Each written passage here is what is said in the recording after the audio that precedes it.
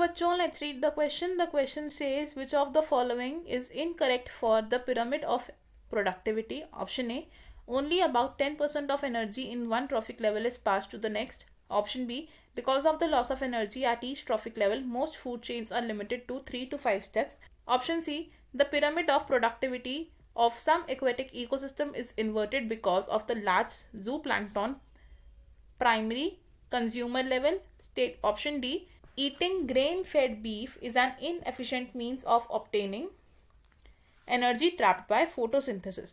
Question में हमें कुछ स्टेटमेंट्स दी गई हैं, हमें इनमें से एक इनकरेक्ट स्टेटमेंट को चूज करना है regarding the pyramid of productivity. तो हमारा इस क्वेश्चन में जो की कॉन्सेप्ट यूज हो रहा है, इट इज इकोलॉजिकल पिरामिड. की concept is ecological pyramids.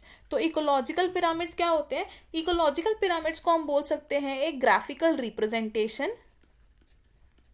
Graphical representation. और ये क्या रिप्रेजेंट करते हैं? They represent the relationship between organisms,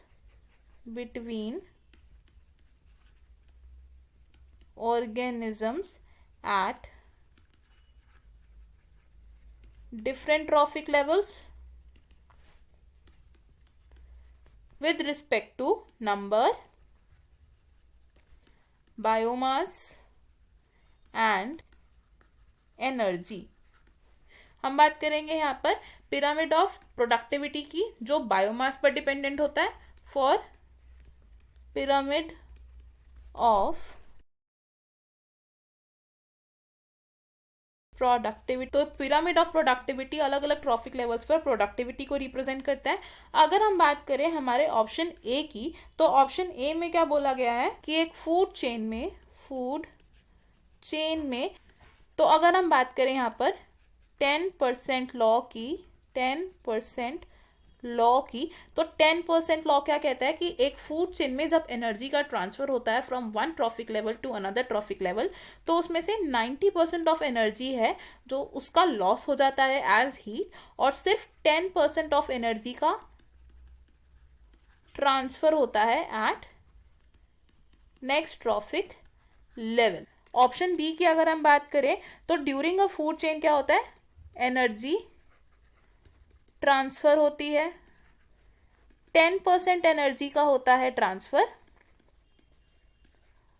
और 90% एनर्जी का होता है लॉस. तो अब लॉस इतना ज़्यादा होता है, तो इस वजह से जो फूड चेन्स होती हैं ये यूजुअली 3 to 5 स्टेप्स तक ही लिमिटेड होती हैं. फूड चेन्स कैसी होती हैं? These are short and usually up to 3 to 5 steps. इसका रीज़न क्या है? क्योंकि जैसे जैसे हम सक्सेसिव ट्रॉफिक लेवल्स पर जाते हैं, वैसे वैसे ऑर्गेनिजम्स में जो एनर्जी का ट्रांसफर होता है वो कम होता रहता है, तो एनर्जी ट्रांसफर इनएफिशिएंट माना जा सकता है. तो अगर हम एक एग्जांपल ले, लेट सपोज प्लांट्स हैं हमारे producers at the first trophic level, और इन प्लांट्स में प्रेजेंट है 2000 जूल्स ऑफ एनर्जी. अब प्लांट्स को कंज्यूम कौन करते हैं? हर्बीवोर्स.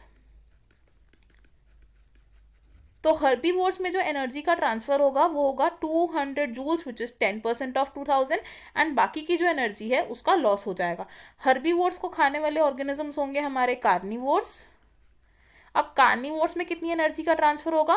20 जूल्स. और कार्निवोर्स को जो खाएंगे वो होंगे टॉप कार्निवोर्स. तो टॉप कार्निवोर्स में एनर्जी का ट्रांसफर होगा अबाउट 2 जूल्स. तो हम देख रहे हैं कि जैसे जैसे ट्रॉफिक लेवल इंक्रीज हो रहा है एनर्जी कम होती जा रही है, तो इसलिए फूड चेन्स को 3 to 5 स्टेप्स तक ही लिमिट किया जाता है. नेक्स्ट ऑप्शन सी की अगर हम बात करें, तो एक एक्वेटिक इकोसिस्टम में जो पिरामिड ऑफ प्रोडक्टिविटी है, पिरामिड ऑफ प्रोडक्टिविटी, ये पिरामिड ऑफ प्रोडक्टिविटी कैसा होता है? इट इज इन्वर्टेड, यानी कि कुछ इस तरीके से.